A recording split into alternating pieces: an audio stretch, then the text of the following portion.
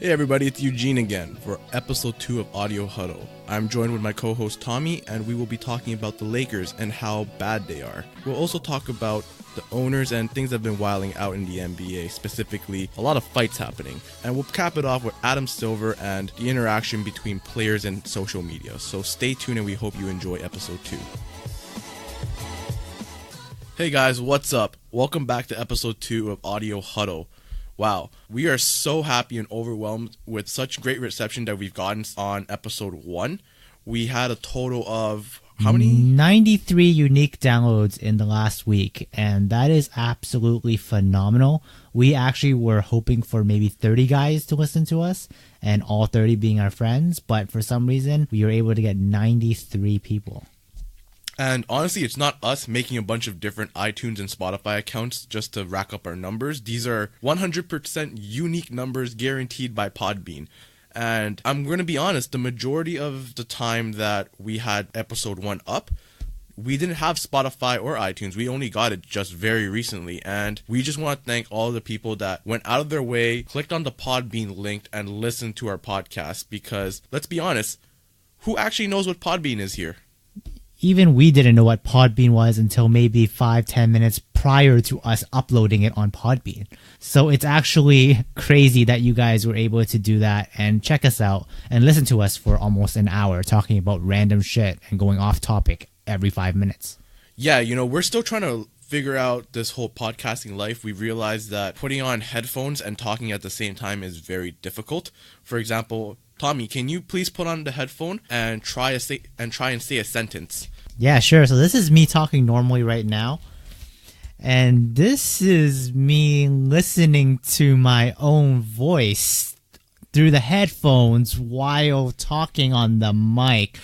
And you can see that it sounds normal to me right now, but it's probably stupid and slow. Yeah, so there's a lot of issues. For example, I'm going to talk completely fine right now and try and give you some facts while I talk normally without the microphones on. But then the moment I put on the headphones, it becomes a lot harder because you hear your own voice and there is a lag. So yeah, we still have some issues, but we're going to learn and become better. And the way we learn and become better is through you guys listening to our podcast and continuously telling us how we can grow and become better, because we want to please you guys, because we're happy when you're happy, right? Yes. Happiness is the key to success. Yes. Yes. So to congratulate you guys, we've gifted you guys a little song, a serenade that we dropped. And it's a little bit related to episode 2. So we're going to give you guys a little cock tease, or, yeah, I guess it's a cock tease, right? I guess so. You can call it a cock tease. What kind of teases do girls get? Because they don't have cocks. Strip tease? Sure. Okay. Cock strip tease. So we hope you guys like it. LeBron James hurt his groin, and that was a hit to the fans' tenderloin. Mike Muss smells like old muss. Magic Johnson lost his magic touch, and that turned the team into an empty husk. Luke Walton gonna lose his job, probably to something worse like it. Lakers are misunderstood. Not. Lakers are fucking trash. Yes. Lakers are making the West. Ha! Lakers are tanking for 10th. Best Audio Huddle production. Fuck with us. Fuck with us. All right, what'd you guys think? If you guys know any record labels, let us know. Jay-Z, I know you're listening to this. You're definitely not listening to this, but please sign us. Audio Huddle Productions. Listen, we know you're just a 2% owner of the Brooklyn Nets, and you're doing a fantastic job there. Much better than Dolan. All right? I'm just putting it out there. But why own only 2% of a franchise that's already booming when you can own 98% of a large future cultural influence that's about to burst in Audio Huddle Productions? We'll manage everything for you. We just need, how much do you think we're worth right now? We're worth currently $0 because we have 0 sponsorships or ad partnerships. But this is just the beginning, right, guys? So Jay-Z, please Like, give us some money. We're just like the Lakers. We have a lot of cap space. So any dollar can count, right? Yes, and also please sign us to Puma and Podbean. We fuck with you guys a lot, so please give us a sponsorship as well. Or at least put like our ad on like the front banner or something, right? Podbean gang, hashtag. Podbean across my chest tattoo next to my dead homies, which are none. Wow, you're very lucky. Shit, yeah, you're right, I am. But you know who's not lucky? Who? The Lakers. Oh my god, they're so bad. And like we stated in the song, they're pretty trash. Not at all what we expected this season. Yeah, like about 2 weeks ago, last year at this time, they were at 30 wins. And now, 2 weeks ago, they were also at like 30 wins. So with the difference of LeBron James, their team absolutely improved almost by no more than 1 or 2 games. Yeah, I think at the start of the season, they were definitely off to a really good start. Much better than what they were starting at previous season. However, I think on Christmas Day, that was when LeBron got a nasty groin injury that took him out for 17 games. And holy fuck, what a terrible way to go out on Christmas. It's like, here's a fucking Christmas gift and boom, right into fucking nuts. But they won that game against the Golden State Warriors. Yeah, clapped by 26 points. Yeah, that's something that's to be proud of. But I guess it wasn't worth losing LeBron for 17 games. I know, it's like a petty win. It's like you're going through a nasty divorce and your ex-significant other took everything except for like the dog.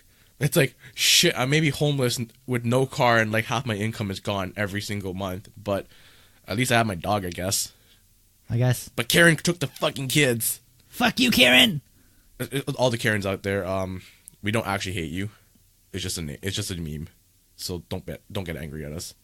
Hey, but at least on Christmas Day, LeBron was still able to drop 17 and 13 on 21 minutes. I know, that's insane.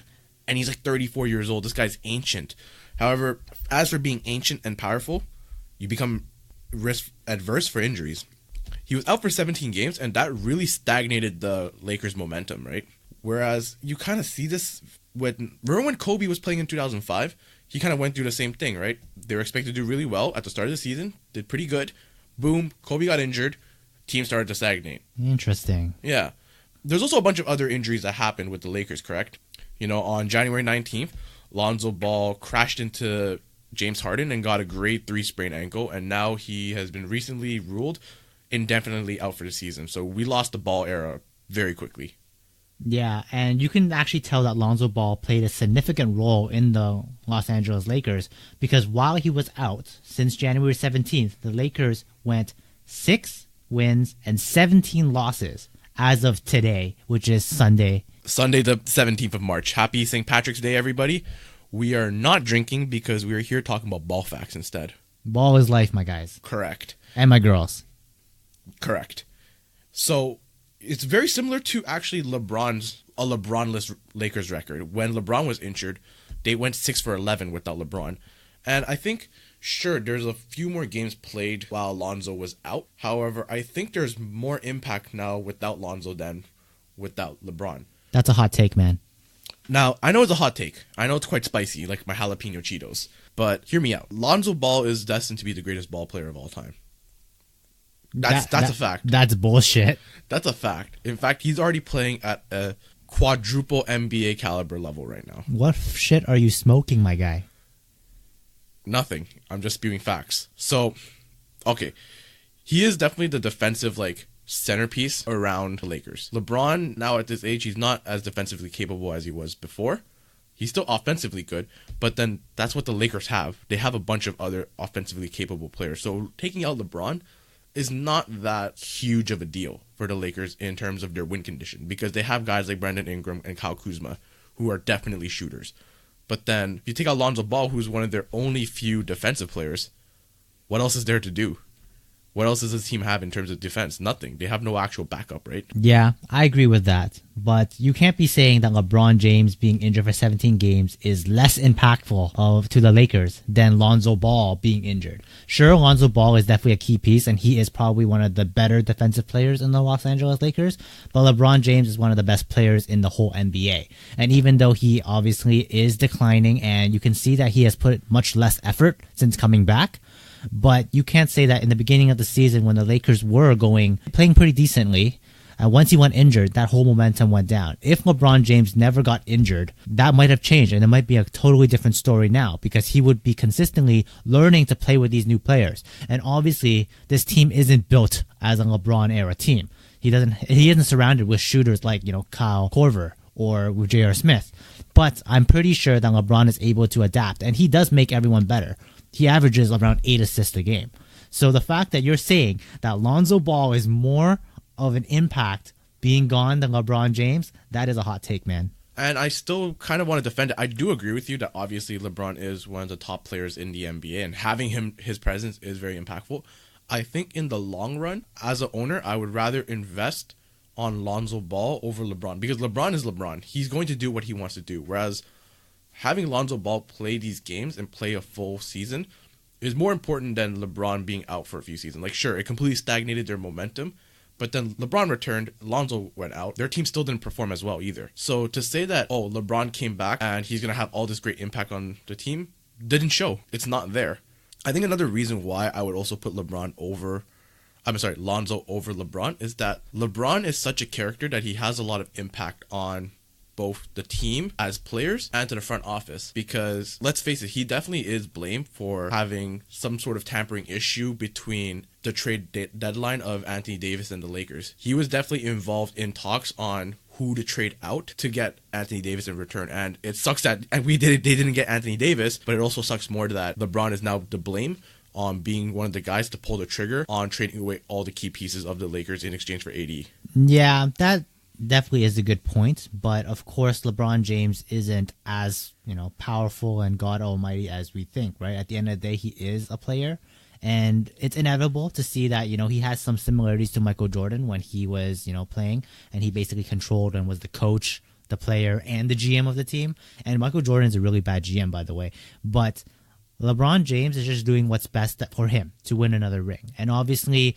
it takes time. And he even said that in the media, that he's not expected to, have a great team over a course of one season. He's definitely performing much worse than most people anticipated. We all thought that Lakers would at least be like a bottom C playoff contender, but that wasn't the case. And it might not be a bad idea right now for LeBron to really go on load management, call this a year, and try to pick up some free agents down the line in summer. I do agree. I absolutely agree that right now it is the time to just pick up your pieces and try and cool it down during the end of the season.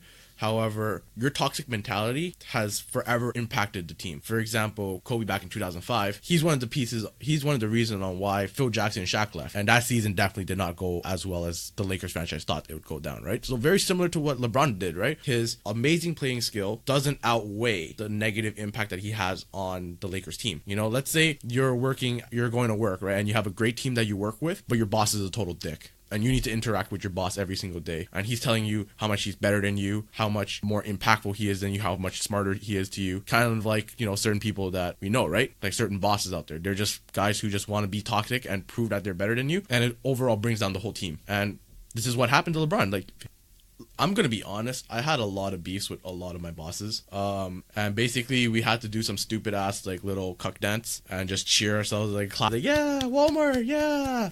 And like I was not having this shit because me and my boys, like we would start work at 5 a.m. like moving rotting vegetables till like 9 a.m. when the meeting actually starts. So we're working our asses off for 4 hours. Expect us to dance for you for entertainment and team morale. Fuck out of here. So we're just standing there trying to just survive at this point because we're covered in sweat and dirt and like mold at this point, realistically, right? And my boss pulls us inside and he's like, this is really rude of you guys and inappropriate that you're bringing down team morale and stuff. And he's saying all this shit about how like, if he was still working where we were, he would still participate and be part of the team, right? And I'm like, fuck out of here. You joined his program because you couldn't get another job and you're not an actual like guy who came from the ground up working at Walmart. Fuck out of here, right?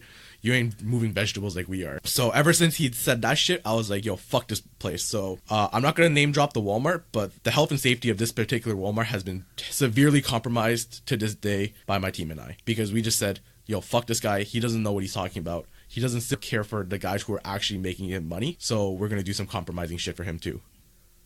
You have contaminated all the food in the produce sections of this certain Walmart. No, I just threw out a bunch of shit that they didn't need to throw out, and also ruined a bunch of products that is not food related because I don't like wasting food. I see. Yeah, I got fired. My condolences, man. You totally did not deserve this. Yes, you did, you little prick ass. I remember I used to call him a bald cuck because he's bald.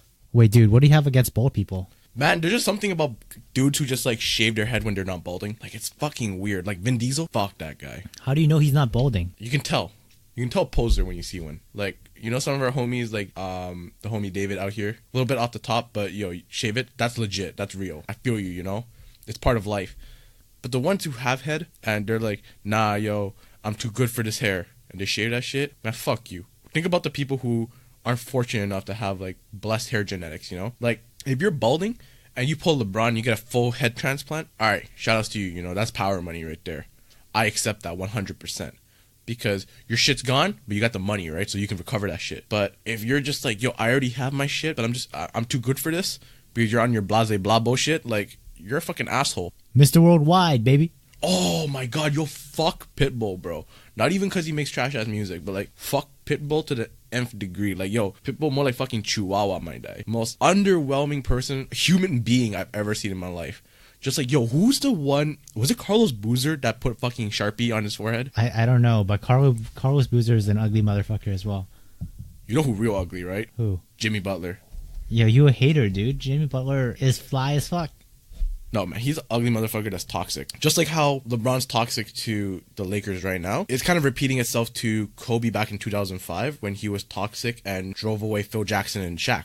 Bro, you keep mentioning Kobe in 2005. Did you read something somewhere? Okay. It's kind of strange that there's a lot of similarities between LeBron and Kobe 2005. So Laker LeBron and Kobe 2005 were slated to do fairly well in the regular season, make it to the playoffs, but then have an early exit. So they were both expected to perform. Now, it didn't happen. And it's very clear in this season, and it was already set in stone for Kobe. Now, they were both performing really well at the start of the season until an injury happened that took both of them out. Kobe was injured, LeBron got hit in the balls, out for a certain while, and the Lakers stagnated. You would think, oh yeah, now that the superstars are back, you know, they just need a little bit of a game adjustment, and they're good to go, and the season's going to continue, right? But the gravy train stopped completely. When they both returned, they both weren't able to carry the team back to a winning record. Here's one of the more interesting parts. Both LeBron and Kobe were blamed for their really poor performance in defense. Now, LeBron has always just been average to above average max in terms of his defensive skills, and it's starting to drop off now that he's older. Completely acceptable. However, Kobe was all defensive consistently prior to this one season. A little strange, right? Really out of character. Sure, maybe of his injury, but maybe it's something more. And both players were also called to be toxic. As I stated before, LeBron acts as a GM because of such a huge personality that he is, and was willing to give up all the core pieces to AD while he conspired with Magic Johnson, who we'll touch upon later because he's like a whole different train wreck, right? And Kobe being Kobe drove away Phil Jackson and Shaq. A little strange, right? Like, they're both toxic, both added to the team dropping defensively. So there's a lot of similarities, and yeah, it's kind of strange, right? Hey, wasn't Luke Walton also in the 2005 team as well? Yeah, he is actually. Yeah, he was a player, well, the 15th man on that team, while he's the coach now. So maybe Luke Walton is the issue. No, it gets deeper than that, baby. What? Yes. Okay, hear me out. What jersey did LeBron James wear in the Miami Heat? 6. Okay. Statistically speaking, this will also be the very first NBA Finals where we will not see either LeBron nor Kobe play in since 2006. Now, what is 2019 minus 2005? Don't answer that, because the answer is 16. Illuminati? I'll let you guys decide. What the fuck? How are you going to lead the similarities of LeBron James and Kobe Bryant to the Illuminati? It's right there. This is real magic, okay? This is real sorcery bullshit happening that clearly isn't happening with Magic Johnson's bullshit that he's doing right now. So you're probably one of those guys who also think that Jay-Z has conspired with the Illuminati and the Rock Nation hand sign is actually the Illuminati hand sign. I've lost a lot of summers listening to Jay-Z lyrics backwards. Yeah, you also probably listen to Lil Wayne lyrics backwards as well. No, I'm not that flat earth. That's true. But yeah, like overall the Lakers are really bad, and they got Andre Ingram, so at least there's something good to watch. Yeah, it's a little exciting, being so old. He cashed out $76K to play the remaining of the season. Congrats to him. Not going to do shit for the Lakers. I guess I'm happy for him. Old ass motherfucker with weak bones, but, I'm a fan, I guess. I'm a believer of hard work. Yeah, for sure. And to anyone watching and not really up to date with the Andre Ingram situation, back when he was 32, he was playing in the development league for almost 9 years before he finally got his opportunity for a 10-day contract with the Los Angeles Lakers. It was a feel-good story about hard work and persistence, and he was actually signed for the rest of the season that year. And now, at the age of 34, he actually got picked up again for a 10-day contract. History repeats itself again. Andre Ingram, good for you. And you know what's another feel good right now for the Lakers? Brandon Ingram is actually back. So we actually subbed in some Ingrams, While Andre Ingram came in, Brandon Ingram actually came out. So he was actually diagnosed with a DVT. Now, I'm not even going to pronounce DVT because I'm not qualified to say anything science related ever since grade 10. So Tommy, please pronounce it. A DVT is deep venous thrombosis, and it's essentially a blood clot that comes mainly... Dirty blood clot. Yes, it's a dirty blood clot that comes usually from the lower half of your body, but in Brandon Ingram's case, it had it on the upper body. It is more uncommon, but it is possible still, and he got it on his right shoulder. And from there, if he were to get another one, it could spread anywhere to his lungs, and that would be extremely deadly and also fatal. Like in the past, some NBA players had it before, and that someone is Chris Bosh, which, if you guys aren't familiar with, he is now out of the league, retired, and if he plays basketball again, he could die. Now, unlike Chris Bosh, the surgery was successful, and Brandon Ingram will make a full recovery, and he'll be back for the next season. This is getting a little strange. It's really getting freaky now. Now, I may have said that it was the Illuminati in the beginning, but it seems way too coincidental that there's so many similarities being re-brought up now. We got Ingrams being swapped, blood clots being cut, almost as if magic is happening. And I think I know who's causing this. You're going to say Magic Johnson, aren't you? How did you know? That was such a bad lead-up, man. Bro, legit, I think it might be Magic Johnson. He lost all his magic brain cells, and he's invested it all into ruining the Lakers, causing a vicious circle of history repeating itself. Or it might just be he's just a really bad GM. Yeah, but he has a big decision to make when he has to sign some free agents in the summer. Yes, but history shows that he's not good at making good decisions. Now, he got rid of Brook Lopez and Julius Randle and ushered in the greatest meme team of the entire NBA history. We got shooters like Lance Stevenson, Michael Beasley, JaVale McGee, and Rajon Rondo. On top of that, with the previously signed LeBron James and Lonzo Ball. You got a full-out meme team right here. So I'm not confident in saying that he's going to make the correct decisions on the top free agencies this season. So let's talk about the free agencies right now real quickly then. So in the 2019-2020 free agency, the Los Angeles Lakers has $43 million in cap space, which is enough to sign a open max slot with possibly two even, depending on how many people they're willing to dump. Who do you think should be the Lakers' top option in this summer? I personally think it's the player that's been discussed ever since near the beginning of last season, regular season, right? I think it's going to be Kawhi Leonard. He is undoubtedly one of the MVP candidates for this season already, playing fucking phenomenal, lights out with the Toronto Raptors. Even though he's on mad load management, he is definitely the defensive piece that the Lakers need. I'm a firm believer that the Lakers have the offensive capabilities right now. They're one of the top offensive teams, but they really lack defensive power. And Kawhi Leonard is the key piece that we need. It's going to give LeBron a little bit of relief, and they're going to have a little bit extra size too. As much as that makes sense, I do not want to see that happen at all. No, me neither. I'm just stating the objective obvious. I want Kawhi to stay. He is our golden boy. We threw away our best guy in DeMar DeRozan in exchange for Kawhi, and we need something out of him. Yes, for sure. And, tell these LA Clippers, LA Laker guys to stop sending their spies into Toronto. Yeah, fuck your spies, your ninjas, your espionage bullshit. The Toronto Raptors are locked in, baby. Yeah, let's get it. But Yeah, as much as I think Kawhi is definitely one of the top options, I also think that we can't count out on the fact that they're probably going to be pushing for Kevin Durant as well. Him and LeBron James on the same team would be explosive. They're literally the 1-2 punch, and at one point in time last year, the year before, you can say that LeBron was the best player and Kevin Durant was the second best player in the NBA. And having the best and second best player in, this era playing together would be deadly and unheard of. I do agree with that. I'm personally tossed up between Kawhi and Durant. I'm only stating Kawhi because he adds the key defensive piece that the Lakers need. However, Kevin Durant's a slithery snake, and you kind of want a little snake in your life, right? A little anaconda action. Pause. At one point, I would even say Durant was the better ball player than LeBron last season. Well, yeah, LeBron is aging, but think about it this way. If you have a starting lineup of Kevin Durant, LeBron James, JaVale McGee, Kyle Kuzma, and Lonzo Ball, I think that's a contending team right there. I don't know what would be on the bench, but that starting five is not a bad starting five for at least a competitive mid to low playoff contention. Yeah, as fans, they just gotta hope to, the slow grind. And adding Kevin Durant is a big push towards the slow grind. Of course, but then again, you have to, take into consideration of what Durant actually wants, right?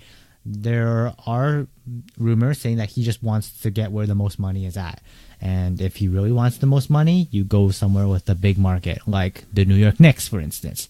Or No. He's not going under James Dolan's roof. Why not? Fuck James Dolan, that high cholesterol, ugly beard, bald motherfucker. Well, bald-ing motherfucker. See, he needs to shave his head, but he's trying to keep that shit lashed on like Donald Trump. That's some bullshit right here. So speaking of James Dolan, have you heard about him kicking out a fan and banning him for life? Of course I have. Like, the fuck? How are you going to kick a New Yorker being a New Yorker? Like, that's the most un-New York thing to do. And you own the Madison oh my god, Jesus Christ. Madison Square Garden. So, how are you going to own the most New York thing in existence, kick out a New Yorker from doing the most New York thing in existence? Well, you got to be James Dolan then, I guess. Yeah, you got to be a waste man. That's what the fuck you're trying to say. And his fucking 5 head. Ugly ass motherfucker. Ugly smile. Probably has a worse laugh than Kawhi Leonard. Goofy ass, ugly piece of shit. Bro, you know what? He looks like an out of shape rat. Like, they did a science experiment on seeing what's the capability of like fat face.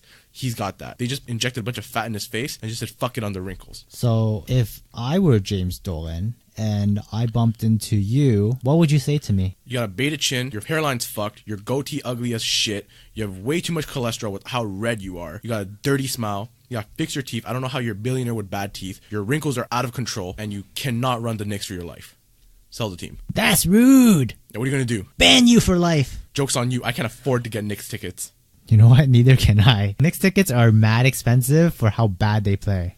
Bro, aren't you trying to go to watch a Miami-Toronto game? Yes, I am. So in terms of where I will be next month, I will be in Miami. So I'm just praying that the Miami Heat are able to make it in the playoffs as the 8th or 7th seed. And if they collide into the Toronto Raptors, that'll be optimal for me. And I can catch a game there right before I catch my boat cruise. Yeah, you can catch your boat cruise to not go watch the Knicks play. Yes, but I do have to give credit to Mario Hezonja because today he was able to stop the Lakers from winning the game thanks to some clutch defense on LeBron James. So, Mario, I apologize to calling you shit and mediocre. You're actually not as shit as I thought. You are the Raptor killer. You are the Laker killer. You are the LeBron stopper. The East runs through Mario Hezonja. The East runs through lasagna. Now, I don't know how he beat chess with checker pieces. He did it somehow. Either way, fuck James Dolan. Terrible owner. But Last owner I want. But you know who is a great owner, though? Who? Gail Miller, the owner of the Utah Jazz. Oh, yeah? Why? Because last week, there was a whole controversy of Russell Westbrook getting yelled at by a Utah Jazz fan. And apparently this Utah Jazz fan is really racist and said some very derogatory things to Westbrook at courtside. And this is what led to Westbrook threatening the man and his wife on during game time. And that led to, a lot of controversy. It led to the fan actually eventually getting banned, lifetime ban from the stadium. And there are rumors, I'm not sure if it's confirmed or not, but on the guy's Twitter, he said some very racist shit and he even hashtag MAGA. Make America Great Again. See, that's an appropriate ban on a fan. Whereas what James... See, I can't even say his name properly because he doesn't deserve to say his name, to have his name spoken properly. Not because I'm dumb. I'm dumb, but whatever. Now, James Dolan banned a fan for simply saying, sell the team. That's something that's been stated for years now. Lots of fans have said it. It's a very common statement to say. And, off of a nasty loss, and you're leaving the game that you can comfortably sit in, and to hear a fan who's very passionate about the Knicks just say, sell the team, and you go up there and wreck his shit like that, that's really unfair. You're kind of a dick. And that's the kind of dick level that you go beyond the New Yorker's threshold. Yeah, he's just a sensitive guy. And you could even say that, Westbrook is a sensitive guy. He doesn't fuck with media. He doesn't fuck with the fans as much as he should. He should definitely have thicker skin to it. But you can't justify that this Utah Jazz fan went out of bounds and literally attacked him and his character. Like, I understand if you can be like, oh, you're a shit ball player. You're garbage, Westbrook. That's okay. You stat pads. Yeah, you can say anything like that. Like, that's in regards to the game. But then when you start making, regards like get on your knees or like the previous fan as well, I'm sorry, Westbrook. I feel like you're just a victim of the Utah Jazz racism. Like, that guy was like, boy, like in that most racist tone ever as well. And also, shout outs to Gail Miller. She also banned that fan as well. And I guess circling back on why we're thanking her is that she actually, spent the time before the game started and apologized and spoke to everyone in Utah about the situation and how those fans do not represent the team. And, shout outs to Gail Miller. You the MVP. Yeah, you got the big dick energy of the week, Gail. Definitely congratulations. Yo, you know what I kind of want to see? Because we're seeing a lot of this, like, racist bullshit pop off with, like, or just bad interactions between fans and ball players. Don't you want a point where it's, like, maybe just a little bit past All-Stars or even into All-Stars, you have fans versus ball player. You just let a couple fans fight some ball players that are very controversial. It's like, duke it out. Just let your shit go. Like, fuck it. You hate each other. You hate me. I hate you. Just throw the hands. Fuck it. I don't know if any normal NBA fan would be able to take on guys like Dwight Howard or some shit. Yeah, because they pussy. That's why. Think about it. They're just Twitter fingers. So let's just let them have the opportunity now. Let's see if a couple of these dumbasses will go, yeah, maybe if we get Johnny, Phil, and Peter together, maybe the three of us can gang up on Dwight Howard. And they just get their ass stomped by these ball players. Not just their ass stomped, their ass fucked as well with Dwight Howard. Oh my god, you're right. Yeah, you don't want to fuck with Dwight Howard because Dwight Howard will fuck you. Allegedly. Allegedly, of course. We don't know if these are things. Like, yo, we got ball players swinging on each other. Why not ball player and fans swinging on each other? MMA is doing phenomenal right now. We already have a little bit of the MMA in the NBA itself. Let's have fan interaction too. Well, yeah, I guess this leads us great to the next topic, which is Serge Ibaka last week swinging on Marquise Chris. That is wild. Bro. Okay, from like a viewer perspective, I can kind of see why Serge did it. Because for those who didn't watch it, it's near the end of the third. The Cleveland Cavs are beating you, first of all, by a large margin too. And Marquise Chris has the audacity to get his arms tangled up with Serge Ibaka's shit. Obviously, yo, if I fall down by a motherfucker named Marquise Chris, I'm gonna swing for the fences. Well, it wasn't also just what he did. Apparently, it was also what he said. What'd he say? I'm not sure what he said, but what happened was that even then, Serge Ibaka has a quota. He needs to at least start swinging once a year. This is his third fight in 2.5 seasons. So he didn't have a fight this season, so it only made sense for him to start swinging. You're right. Yo, I bet he said some rude shit too. He probably like got Serge Ibaka down and said, "How hungry are you?" And Serge was like, "Oh yeah, I'm not hungry, but I think you're hungry for these knuckle sandwiches." And it just went for the fences. And missed. So, like TLDR, the moral of the story is you don't want to fuck with Serge Ibaka. You don't want to fuck with any Congo man. Even Kyle Kuzma went on to Danny Green's podcast and was like, "I don't want to mess with Serge Ibaka. He's from Congo. I don't want to fuck with anyone in Congo." Facts. You got some killers right now. But Serge did catch the 3-day ban. Sure, he's a killer, but he got a 3-game ban. So he's out for 3 games. That's not the worst thing. No, it's not. Yeah, so you have Marc Gasol being able to have more playing times and help him assimilate into, the Raptors core a little bit more. Yeah, but that's only number 2 to the most important thing. We just got confirmation that the Kawhi Leonard episode of How Hungry Are You was filmed during the 3-game ban. That's huge. That is true. That is going to build team chemistry to the max. But yeah, Serge Ibaka, I really hoped he was able to actually hit it. If he was able to hit it, sure, it might have been a 5 to 10 game ban, but it would have been so enjoyable on a fan perspective. That's true. How many games did Brandon Ingram get banned for? He got suspended for 4 games.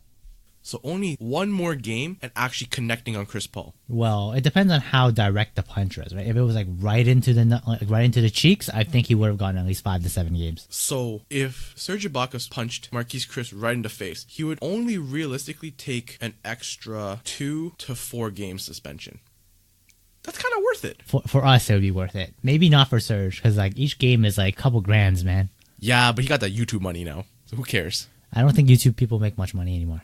Oh yeah, you're right. They're getting cucked. They're getting cucked. Demonetization, bitches. You know who got cucked in the Raptors stadium the other day? Yes, I know what you're going to talk about. So while Serge Ibaka and Marquise Chris was fighting on the court, a few days later, there were a bunch of mans fighting on the nosebleeders. And you know who reported it? 6Buzz, 6Buzz, 6Buzz. 6Buzz TV is the #1 source for all news in the Toronto. I think in North America at this point, because World Star Hip Hop's gone now. They've completely fell off. Now it's 6Buzz era. And 6Buzz did such a great job capturing the whole fight. Man, it was fantastic. It was better than some of the UFC fights I've ever seen. So you got this one kind of tall-looking motherfucker. We don't know how the fight started. I didn't read the comments yet.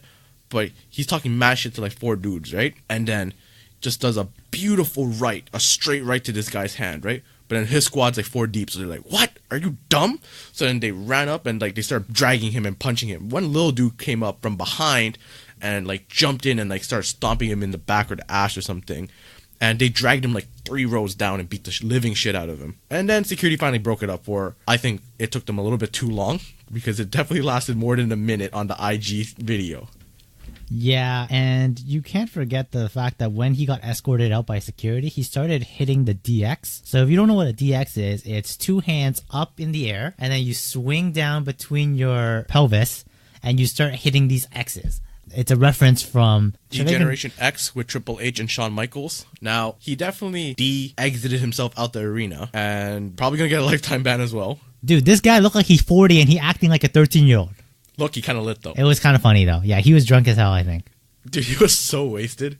He was definitely like one of those like, it's your first taste of alcohol, so you were just like, let me get a little saucy in it. It's like, remember when J.R. Smith or like Meta World Peace would sip Henny in between games? Yeah, it's wild. But the difference now is he got wrecked by 4 guys. Listen, when you got a significantly shorter guy who wears all white stomping you out with Tim's, wow, that's as New York as it gets, and that happened in Toronto. Yeah, for sure. This is an L for Brampton, man. Somehow or the other. It is a big L for Brampton, but at least James Zola not involved in it. That is true. But you know what? I'm glad that this all got caught on social media, just because it is so spicy, so juicy. And that also leads, I guess, to this final topic of tonight's show, which is the Adam Silver social media discussion. Yeah, sure, social media is great. We're kind of on social media as well because we're talking to you on such a massive platform. But I wonder how that affects a young ball player constantly seeing hate every single day. Yeah, so if you guys aren't familiar, I'll break it down for you really quickly. So Adam Silver went on a talk show maybe 2 weeks ago, and he was talking about the issue of social media and how it is harming the current mental state of a lot of the younger players in the NBA. Back then, when social media wasn't as relevant, players were able to avoid the topic completely. But now, all these younger players grew up in social media. They have a tendency of searching up their own names, reading NBA Reddit, being on Twitter, being on Instagram, just soaking in all the narratives that's being, thrown at them and all the negative hate. And that really does put a toll on their, presence, their demeanor, and I guess their quality of life. Yeah, shout outs to Adam Silver. He's definitely a powerful bald guy. I accept him. You can tell that his shit's gone, so he shaved it. Shout outs to you, Adam Silver. And yeah, man, it really affects him. Like, remember when you guys made the meme where you guys took a picture of Kim Jong-un and posted my face next to him and said, you guys are the exact same? You guys do look exactly the same. No, we don't, man. I'm going to post this on the Audio Huddle Instagram page, guys. Stay tuned. Follow us at Audio Huddle on IG. Man, that's a dirty plug right there. Like, that's just not even slick.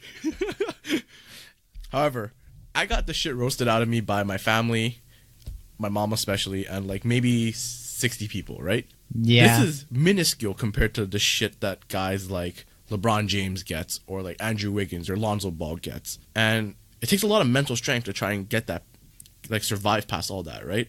to see past that. And it sucks that some players kind of succumb to it, right? Like you got guys like Isaiah Thomas talking mad shit, not because he's short, maybe because he's short. It's definitely because he's short. Bro, he's shorter than me. That means you can be in the NBA. You're absolutely correct. Out of shape shooting guard, sign me to the Lakers. Let's get it. I'm only joining the Lakers for the meme value. That's true. And you're absolutely right. Like Isaiah Thomas, I feel like he's always had that me against the world mentality on social media. Like he always has an opinion and everything. And like obviously we're all for free speech, but dude, come on, man. You're a ball player. You don't have to like make a remark for every single comment. And it's always like a negative demeanor too. It's like, oh yeah, don't believe in me. Believe in the hustle. Bro, you're benched after 7 games, dude. I don't think you regulated. You're getting regulated, dude. You don't deserve to be in the NBA. You know how during like a processing factory for food, there's like a quality control person? Oh yeah, exactly. He got quality controlled out. Yeah. Holy shit. Maybe because he has a massive chip on his shoulder. Like, think about it like this, bro. I'm like, 5'10", 5'11", right? And I got a massive chip on my shoulder that I always bring up, that I'm the shortest in my family for 3 generations. Context, my dad's 6'2", grandpa's like 6'1", my uncles were between like 6'5", 6'7", or some shit, right? And me being 5'11", I'm like a huge small boy compared to the whole family. So I got a massive chip. Imagine Isaiah Thomas. He's like 5'8", in the NBA. Like, you got giants now being compared next to him. He's like a literal... Is it legal to say midget? He's not a midget, dude. But he is in NBA terms. Yes, he's relatively short, but come on. Bro, statistically speaking, I am more qualified to be in the NBA than Isaiah Thomas. And you know what? I'll take it in stride too. I won't complain. I won't be like, you guys don't believe me. Hustle, play. Always hustle, always grind. College ball player. Let's get it. Yeah, you know what? I'm taller than Isaiah Thomas too. You are. So you're more qualified to play in the NBA than him. Wow. If I think Isaiah Thomas should not be the benchmark on if you can play in the NBA or not. This is the lowest benchmark you've ever set for the NBA. You mean the shortest benchmark you ever set? You're right.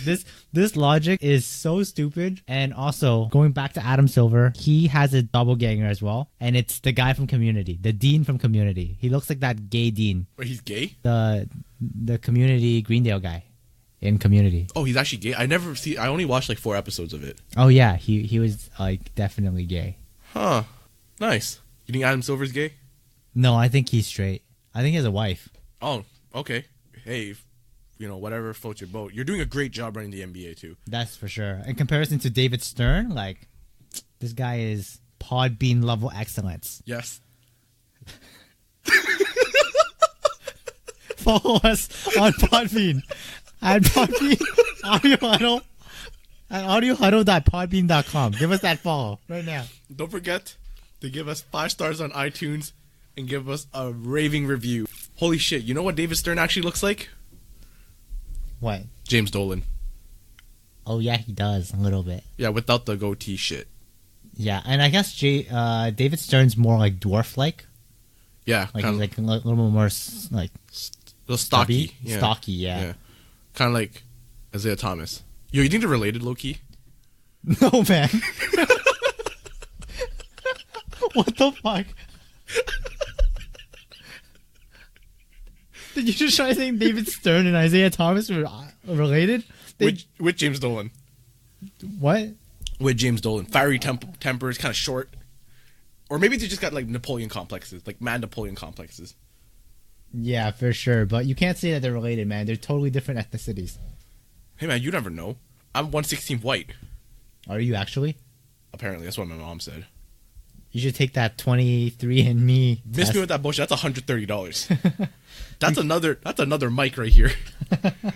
You're right. It's like That could get us a 3rd host. that could, but we can't afford a 3rd host right now. No, we can barely afford to keep this podcast running at this point. Yeah, you're right. Unless Jay-Z signs us. Jay-Z, sign us. Once you listen to us, you'll be able to, spot some great artists, some great commentators. And don't forget to follow us on Spotify. Audio Huddle. I think there's a perfect way to end this episode. And I'm going to do it through auto-tune, okay?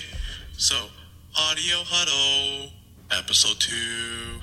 Serge Ibaka is a Congo man. You don't wanna fuck with no Congo man. Kyle Kuzma don't wanna fuck with no Congo man. You lucky he missed cause he's a Congo man. Congo man. Yeah, episode 2. Look forward to episode 3, where we will talk about how NBA can be played in space. We're definitely not going to be talking about that because we can't play in space. Have you ever played in space? No. Have you? No. Have you ever been pissed on? No. Have you? No. Have you ever gotten free fries from McDonald's? Yeah, I have. You know who didn't get their free food? Oh, yeah. The Atlantic Hawks. Y'all never got golden showered by fries, dog. Dude, golden showers is the same term as getting pissed on. Have you ever been pissed on? No, I haven't. So you don't know if it's good or not. Do you know if it's good or not? Yo, it might be lit. Do you like a warm shower? Yes, but do you like getting showered and piss? I don't know. I never tried, but I definitely like a warm shower. And pisses are definitely warm. So I guess it's an open invitation for Eugene. If anyone wants to give Eugene a golden shower, Nah. Hold on. Pause, feel free to because do so. I feel like if I ingest a little bit of pee, somehow I'm going to catch a DVT like Brandon Ingram and like Chris Bosh. If this podcast gets downloaded 500 times, Eugene will get golden showered by one of our friends, Vince Park. That's all the time we have today. Check us out, episode 3. Thank you so much again for listening to episode 2. We hope you guys were informed a little bit and laughed a lot. This is Eugene signing out. This is Tommy, and remember, we're fans, not experts.